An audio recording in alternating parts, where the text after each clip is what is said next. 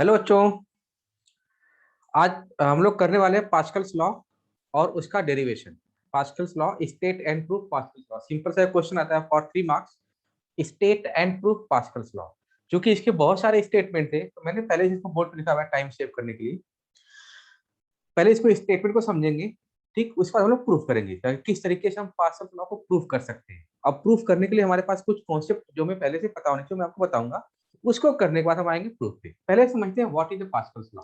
ठीक, तो Pascal's law can be stated in following ways. Actually Pascal's law को हम तीन अलग अलग तरीकों से समझ सकते हैं, और तीन जो अलग अलग तरीके लिखे हुए हैं इन तीनों का मतलब सेम है। सबसे पहले मैं पढ़ता हूँ फर्स्ट वे को। The pressure exerted at any point, मतलब पास्कल्स लॉ जो बात कर रहा है किसके बारे में बात कर रहा है? प्रेशर। फोकस करना है वर्ड को हमने, प्रेशर। कुछ बच्चे कंफ्यूज करते हैं फोर्स एंड प्रेशर, वो कंफ्यूज आते हैं क्योंकि फोर्स भी वर्ड आएगा इसमें फ्रिक्वेंटली और प्रेशर भी वर्ड आएगा, but Pascal's law is talking about pressure. ठीक, हमने इस वर्ड को फोकस करना है। The pressure exerted at any point on an enclosed liquid. Enclosed liquid का मतलब ये है कि कोई कंटेनर है, वो क्लोज्ड है। क्लोज होने का मतलब ये है कि लिक्विड मोशन में नहीं है, लिक्विड एट रेस्ट पे। ठीक है, in an enclose liquid is transmitted equally in all the directions. That means ये हमारा एक इनक्लोज्ड कंटेनर है, इसमें एक लिक्विड फिल्ड है, ठीक है, और इस ये लिक्विड किस पे है? रेस्ट पे है, दैट इज एट रेस्ट। अब ये लिक्विड हर डायरेक्शन में इक्वल प्रेशर एग्जर्ट करेगा। ठीक, ये हमारा हो गया पहला state. Simple, the pressure exerted at any point on an enclosed liquid is transmitted equally in all the directions.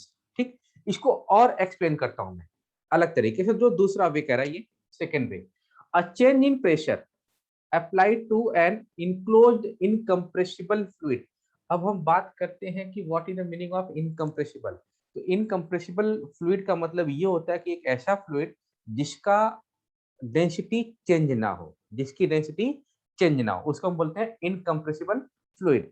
तो अ change in pressure applied to an enclosed incompressible fluid is transmitted undiminished to every point of the fluid at every point of the fluid and the walls of the containing vessel. That means अगर जो मैंने ये diagram draw किया था, पहला तो ये कह रहा है कि प्रेशर हर डायरेक्शन में इक्वल होगा। ठीक, दूसरा ये कह रहा है कि अगर मैं इसमें कुछ चेंज करता हूँ, प्रेशर में कुछ चेंज करता हूँ, वो प्रेशर विदाउट चेंज हुए हर तरफ सेम तरीके से चेंज होगा लिक्विड के हर एक पॉइंट में, plus wall of the containing pressure दोनों। अगर मान लिया आपने यहाँ पर इस पॉइंट पर प्रेशर में कुछ चेंज किया, कुछ एक वैल्यू प्रेशर चेंज किया, वो चेंज प्रेशर हर जगह लिक्विड के अंदर हर एक पॉइंट पर, plus wall of the containing vessel, हर जगह समान तरीके से, एक तरीके से ट्रांसमिट होगा। ऐसा नहीं कि यहाँ अलग प्रेशर वैल्यू जाएगी और यहाँ अलग प्रेशर वैल्यू जाएगी, नहीं, जितनी प्रेशर वैल्यू यहाँ जाएगी उतना ही यहाँ पे आएगा, उतना ही यहाँ पे आएगा, उतना ही यहाँ पे आएगा। तो change in pressure transmitted equally in all the direction inside the liquid as well as wall of the containing pressure. ठीक, तो ये हो गया हमारा सेकेंड पॉइंट। आई थिंक आपको समझ में आया होगा। थर्ड पॉइंट देखते हैं। थर्ड पॉइंट में इसी बारे में बात कर रहे हैं। तीनों का मतलब एक है। आप एग्जाम में चाहो तो इन तीनों को मिला के आप एक सेंटेंस बना के लिख सकते हो, जरूरी नहीं आप 3 पॉइंट ही लिखें। आप इन तीनों को कंबाइन कर, अगर आपको समझ में आ रहा है तो अपने तरीके से एक सेंटेंस बना के आप लिख सकते हो, जरूरी नहीं कि आप तीनों लिखो। ठीक, the pressure in a fluid at rest is same at all point if we ignore gravity. इसकी ये तो आगे भी देखेंगे। सिंपल कि ये लिक्विड है, अगर हम ग्रेविटी को इग्नोर करें, मतलब ग्रेविटी को जीरो ले लें, तो हर एक पॉइंट पे प्रेशर की वैल्यू सेम होती है। आगे चल के इसको हम लोग प्रूफ करेंगे। ठीक है, तो ये था हमारा सिंपल पास्कल्स लॉ क्या कहना चाह रहा है। सबसे पहली चीज कि प्रेशर के बारे में बात कर रहा है, दूसरी चीज कि हर एक पॉइंट पर प्रेशर की वैल्यू इक्वल होगी। ठीक, अगर हम प्रेशर को चेंज करें तो हर एक पॉइंट पर प्रेशर समान तरीके से होगा, एक समान तरीके से होगा। तीसरी चीज, हर एक पॉइंट का प्रेशर वैल्यू इक्वल होगा। अगर ग्रेविटी को आप इग्नोर करोगे तो तीनों अगर आप ध्यान से देखोगे तो तीनों सेंटेंस लगभग एक ही चीज को, एक ही बात को बोल रहे हैं। यही हमारा है पास्कल्स लॉ, इसको आप नोट कर लो। अब हम लोग आते हैं इसके प्रूफ पे कि किस तरीके से प्रूफ होगा इसका। ओके, तो बात करते हैं हम लोग प्रूफ ऑफ पास्कल्स लॉ। तो पास्कल्स लॉ को प्रूफ करने के लिए क्या क्या हमें पता होना चाहिए और क्या क्या स्टेप्स हमें जानने चाहिए, वो सारी बातें करूंगा मैं। स्टेप्स मतलब कि कुछ ज्योमेट्री की बातें करेंगे हम लोग, कुछ प्रेशर की बातें करेंगे हम लोग, कुछ फोर्स की बातें करेंगे हम लोग, वो सारा कॉन्सेप्ट हमें समझना है। ठीक, तो सबसे पहले हम ये जानते हैं, दो चीज जाननी है। सबसे पहले हम ये जानते हैं, जानने की कोशिश करते हैं कि पास्कल्स लॉ को प्रूव करने के लिए क्या क्या हमें आना चाहिए। ठीक, तो उन दोनों बातों को मैं लिखता हूँ यहाँ पर। Pascal's law can be Pascal's law can be proved by using following principles. Following principles. पहला प्रिंसिपल क्या इसका है? The force on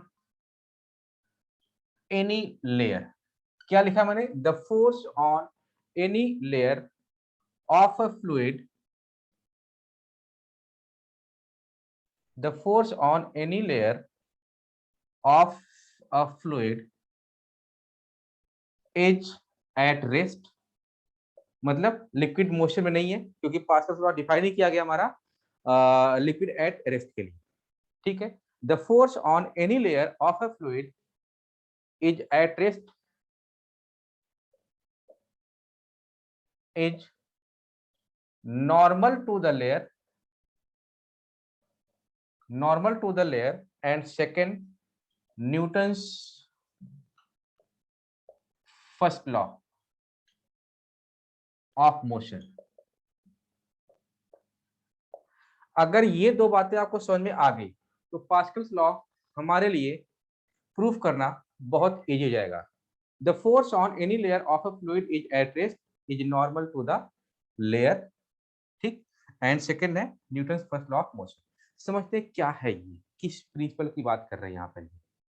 ये तो सबको पता है। चलो पहले दूसरे वाले की बात करता हूँ, क्योंकि आपने सबने पढ़ा हुआ ये Newton first law of motion. Newton first law of motion क्या है? If an object is in rest then it will be always in rest until unless an external force applied on it। जैसे ये पढ़ा हुआ marker, तो ये हमेशा ऐसे ही पढ़ा रहेगा जब तक कि आप इसे कोई फोर्स नहीं लगाओगे। ठीक, तो ये तो हो गया Newton first law of motion. That mean liquid अगर रेस्ट पे है तो रेस्ट पे ही रहेगा। यहाँ पर हम लिक्विड की बात करेंगे, फ्लूइड की बात करेंगे। अगर फ्लूइड में यहाँ पर रेस्ट पर है तो रेस्ट पर ही रहेगा जब तक कि उस पर आप कोई एक्सटर्नल फोर्स नहीं लगाओगे। इसकी बात करते हैं। ठीक, हमने पहले दूसरे की बात की, अब पहले की बात करेंगे। The force on any layer of a fluid is at rest is normal to the layer. Simple से, ये हमारा कंटेनर है, इसमें लिक्विड है। लिक्विड अगर रेस्ट पे है तो जो फोर्स लगेगा that force will always normal to the layer. मान लिया ये एक लेयर है, इसके नॉर्मल होगा फोर्स। ठीक, ये लेयर है, इसके नॉर्मल होगा फोर्स। इवन जो वेसल का वॉल है इसके भी नॉर्मल रहेगा फोर्स, इसके भी नॉर्मल रहेगा force. That means force will always perpendicular to the wall. अब आप बोलो सर कि अगर एक वॉल ऐसा हो तो, ऐसा वॉल हो तो, ठीक, यहाँ तो समझा कि वॉल सीधी है। यहाँ पर एक वॉल हमारा, चलो मानता हूं मैं, ऐसा वॉल हो तो फोर्स क्या होगा? इस यहाँ पर भी लिक्विड होगा, तो इस लिक्विड के परपेंडिकुलर, ऐसे नहीं, ये परपेंडिकुलर नहीं है, इस लिक्विड लेयर के, क्योंकि ये वॉल है तो लेयर भी ऐसी होगी, इस लिक्विड लेयर के परपेंडिकुलर इस तरीके से। ठीक, ये वॉल अगर ऐसे है तो इसके परपेंडिकुलर फोर्स ऐसे लग रहा हो। The force always will be the perpendicular with the layer of the fluid और wall of the containing vessel. ठीक, तो आई थिंक ये दोनों कॉन्सेप्ट आपको समझ में आएंगे। इन दोनों कॉन्सेप्ट को हम लोग यूज करके नाउ आते हैं हम लोग प्रूफ करने के लिए। ठीक, ये दोनों कॉन्सेप्ट आप नोट कर लेना। ओके, अब आते हैं प्रूफ पे। सिंपल, इसके आते हैं हम प्रूफ पे। देखो प्रूफ के लिए क्या करना होगा हमें, हमने एक लेना यहाँ पर कंटेनिंग, एक वेसल लेना है दैट इज कंटेनिंग फ्लूइड। तो मैं बनाता हूँ इसको।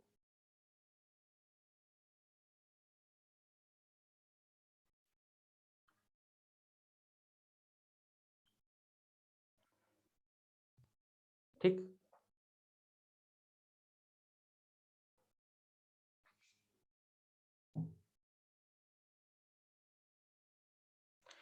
एंड दिस इज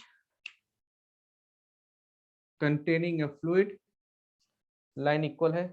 ठीक है, तो मैं इसमें फ्लूइड भर रहा हूँ।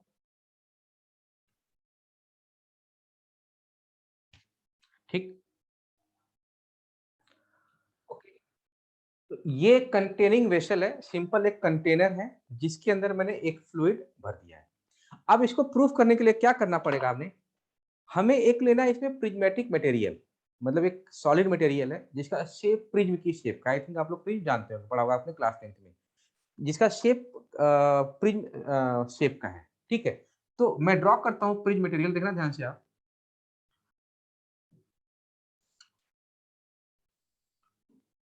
ठीक, ये हो गया ए, ये हो गया बी, और ये हो गया सी। ठीक, and this angle is theta, बहुत ध्यान रखना है इसको, this angle is theta. Actually ये प्रिज्म मटेरियल बहुत छोटा सा है, इतना छोटा है, इतना छोटा है, इतना छोटा है कि हम इसका जो पॉइंट ए है और जो पॉइंट सी है दोनों लगभग सेम हाइट पे है, इतना छोटा है, बट हमें डायग्राम में दिखाने में थोड़ा सा बड़ा बनाना पड़ेगा। ठीक है, तो अब इसको मैं 3D पिक्चर देने की कोशिश करता हूँ।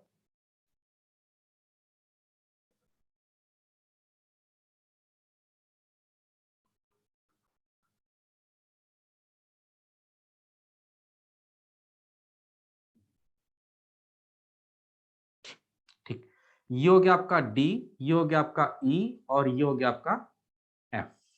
अब आपको यहाँ पर एक कायदे से तरीके से एक प्रिज्मेटिक मटेरियल दिख रहा होगा जो लिक्विड के अंदर रखा हुआ है, जो लिक्विड के अंदर रखा हुआ है, और इसके 3 फेस हैं। ठीक है, अब मैं आपको तीनों फेस दिखाता हूँ। अब प्रिज्मेटिक मटेरियल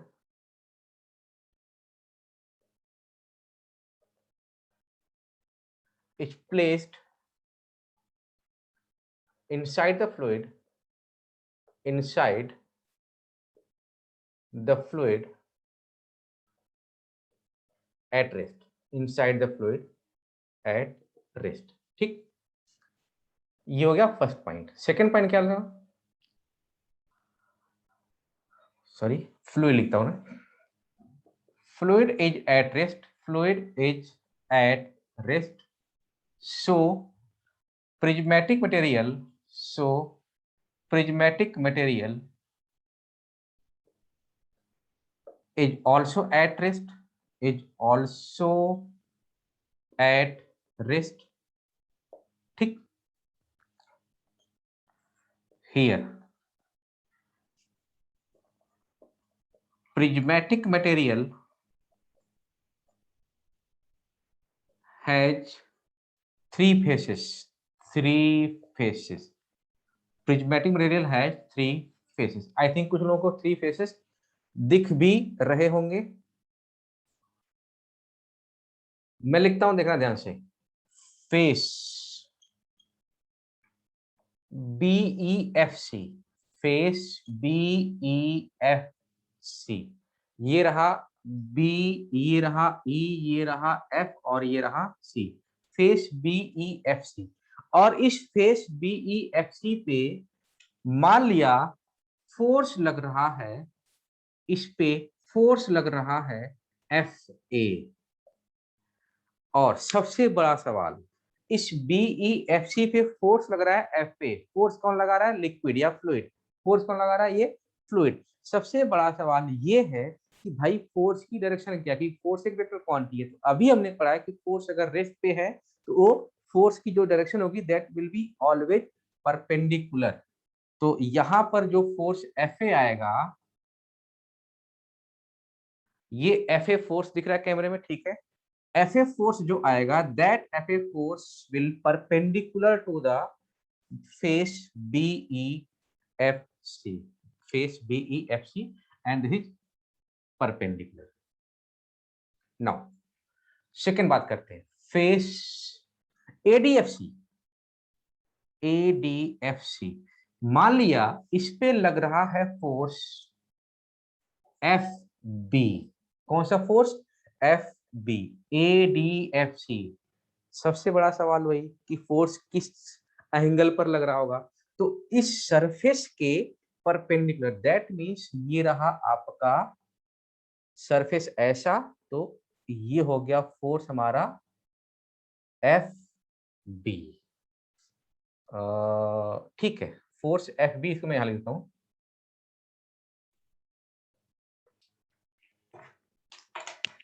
डायग्राम बहुत सुंदर होना चाहिए क्योंकि डायग्राम का बहुत महत्व है फिजिक्स में.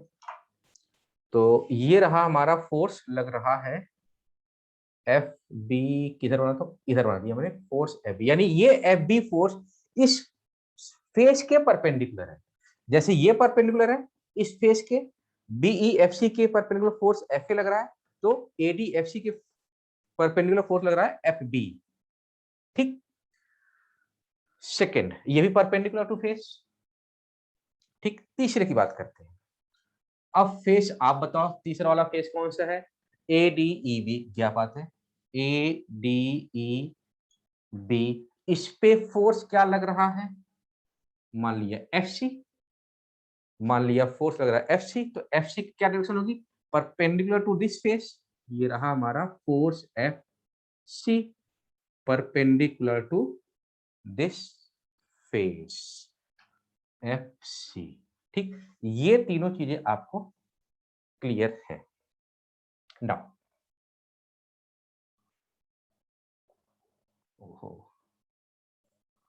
नाउ corresponding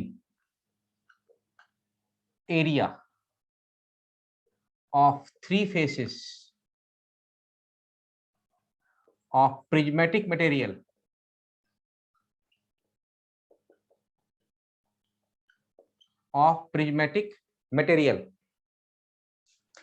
इस वाले फेस पे फोर्स लग रहा है FA. इसका एरिया हो जाएगा आपका AA. ठीक. इस वाले, चलो मैं लेता हूं इसको. BEFC का एरिया हो गया हमारा AA. ADFC का एरिया हो गया हमारा AB. ठीक है. एंड ADEB का एरिया हो गया हमारा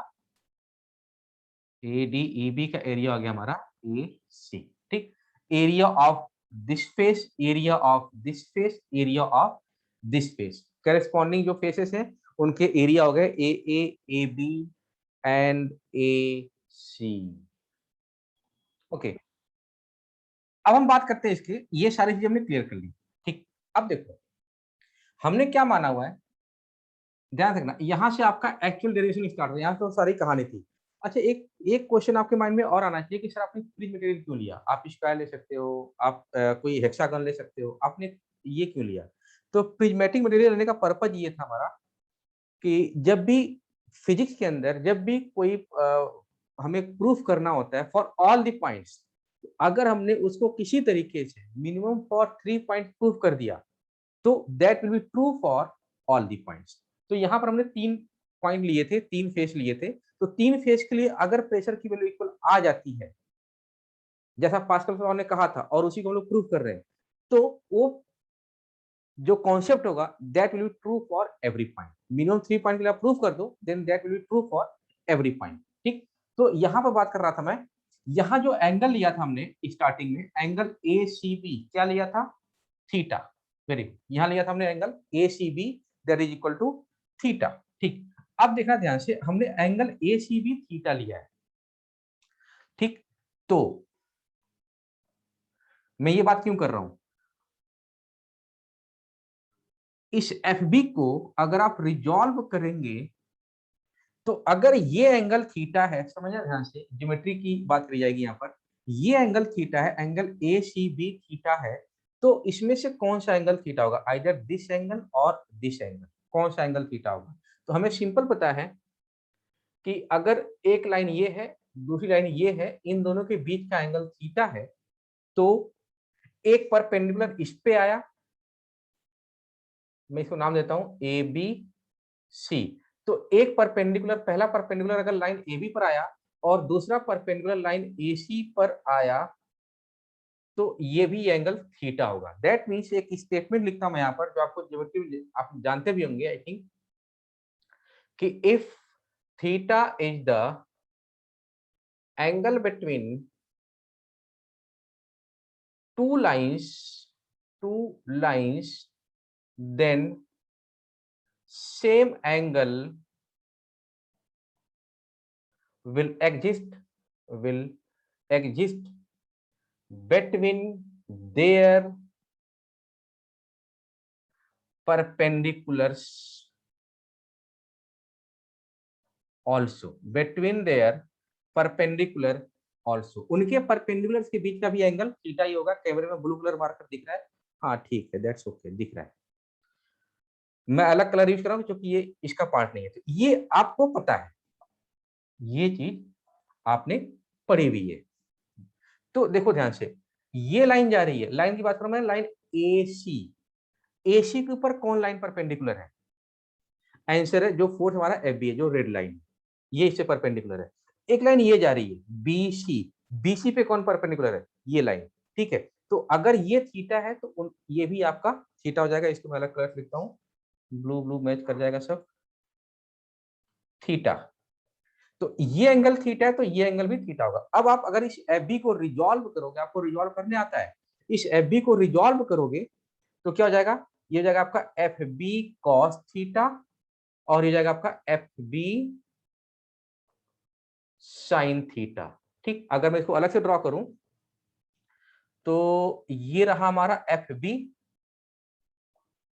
ये रहा हमारा थीटा, तो ये हो जाएगा हमारा एफ बी कॉस थीटा, और इधर की तरफ हो जाएगा हमारा एफ बी साइन थीटा। ये कॉन्सेप्ट आपको समझ में आ गया तो हमारा काम हो गया। ठीक, अब इसको हमने लिख दिया उसी तरीके से जिस तरीके से आपने फोर्स को रिजॉल्व किया, उसी तरीके से आप एरिया को भी रिजॉल्व कर सकते हो। कैसे? देखो, ये वाला एरिया हमारा है, ये वाला एरिया हमारा है AC,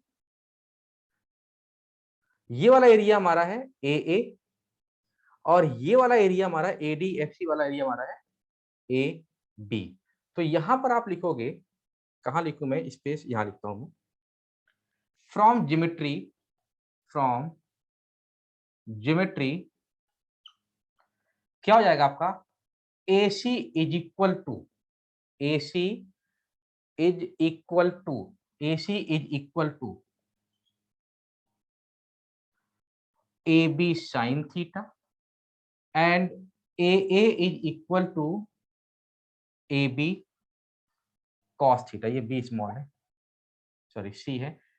A C is equal to, oh, A C is equal to A B sine theta, A B sine theta, and A is equal to A B cos theta.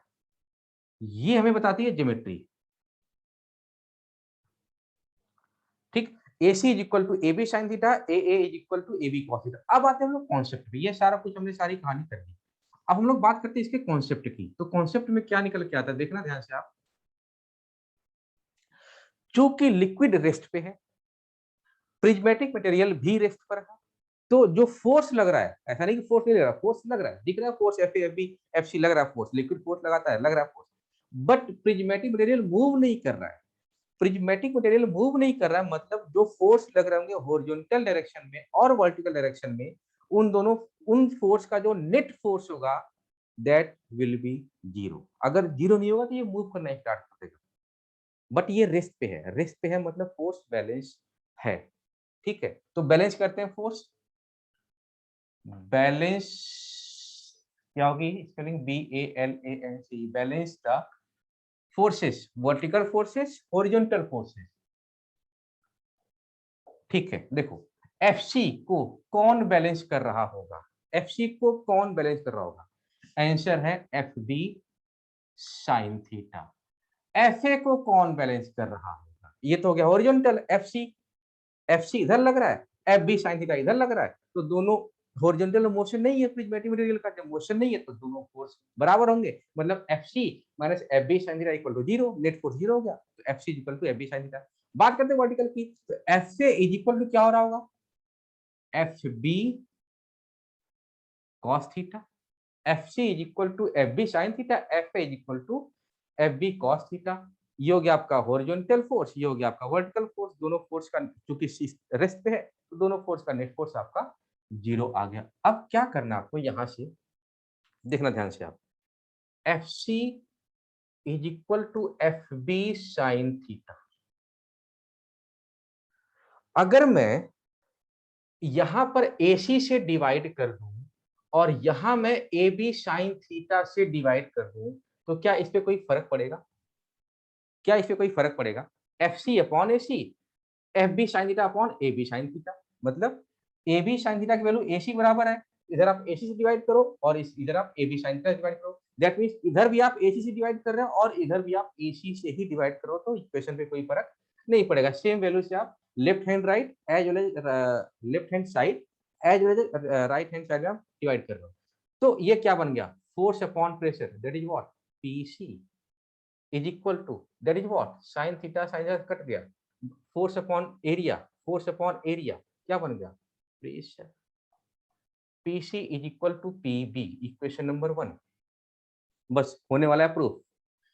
Second, इसको देखो, F A is equal to F B cos theta, F A is equal to F B cos theta, same दोनों तरफ ए से divide कर दो, तो यहाँ पे आ जाएगा ए और उसी ए की वैल्यू है, मतलब area of this face, sorry this face is equal to A B cos theta.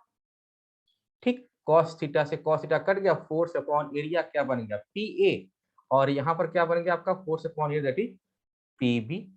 Equation number 1 और इक्वेशन नंबर 2 बन के तैयार है, बिल्कुल तैयार है। अब एक चीज आपको दिख रही होगी इसमें, क्या दिख रही होगी?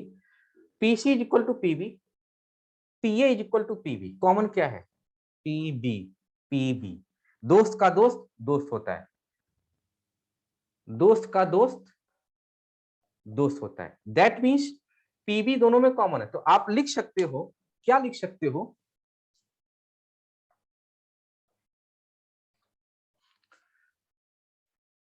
पी ए पहले लिखते हैं हम लोग, P A is equal to P B is equal to P C, that means जो प्रेशर यहां पर लग रहा होगा वही प्रेशर यहां पर लग रहा होगा और वही प्रेशर यहां पर लग रहा होगा। तो हमने यहां पर 3 पॉइंट के लिए प्रूफ कर लिया कि इन तीनों पॉइंट पर, यानी इन तीनों फेसेस पर जो प्रेशर की वैल्यू है वो इक्वल है। आप यहां लिख सकते हो, देयरफॉर देयरफॉर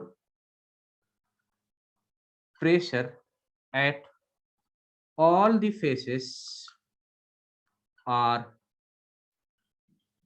सेम। मैंने ये नहीं कहा फोर्स सेम है, मैंने कहा प्रेशर सेम है।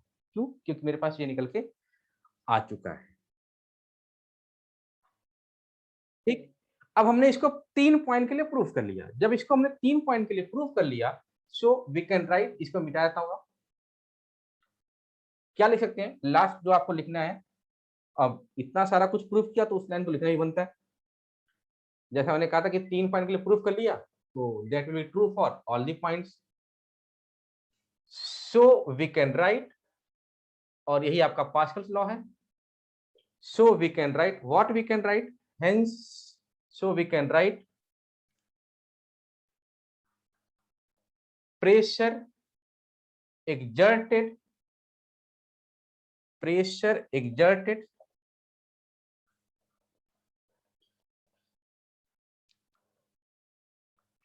is same